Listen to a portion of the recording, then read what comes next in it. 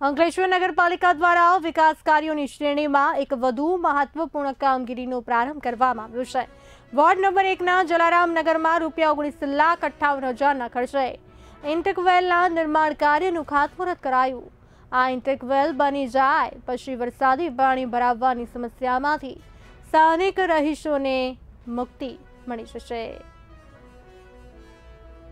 નગરપાલિકા દ્વારા ward number 1ની અંદર જલારામ સોસાયટીમાં જે વર્ષો જૂની પાણીની સમસ્યા હતી, વર્ષો પહેલાં જલારામનગરની અંદર અન્ય સોસાયટીના પાણી આવવાને કારણે ચોમાસામાં ઓછો વરસાદ પડે તો પણ જલારામનગરમાં પાણી ભરાઈ જતું હતું।